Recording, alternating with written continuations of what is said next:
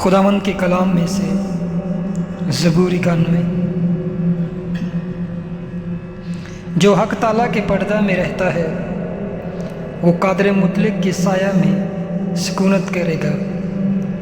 میں خداوند کے بارے میں کہوں گا، وہی میری پناہ اور میرا گڑھ ہے۔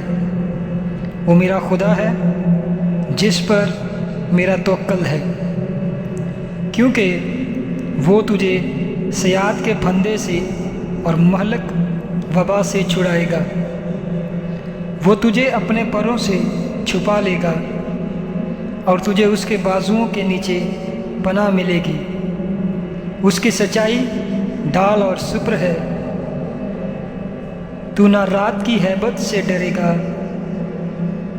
نہ دن کو اڑنے والے تیر سے، نہ اس وبا سے جو اندھیرے میں چلتی ہے، نہ اس ہلاکت سے جو دوپہر کو ویران کرتی ہے۔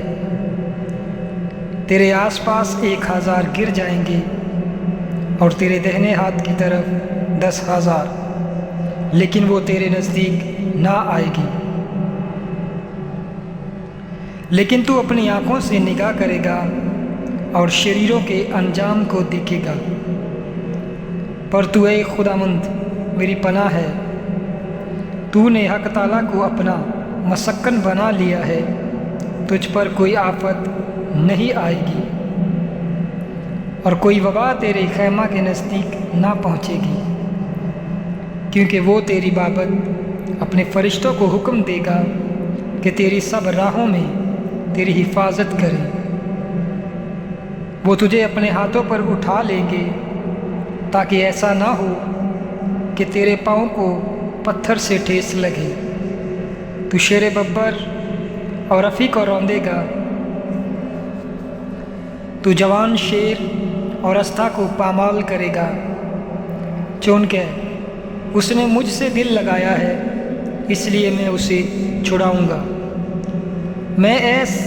میں اسے سرفراز کروں گا، کیونکہ اس نے میرا نام پہچانا ہے۔ وہ مجھے پکارے گا اور میں اسے جواب دوں گا۔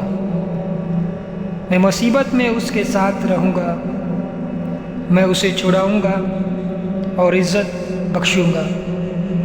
میں اسے عمر کی درازی سے آسودہ کروں گا اور اپنی نجات اسے دکھاؤں گا۔ آمین۔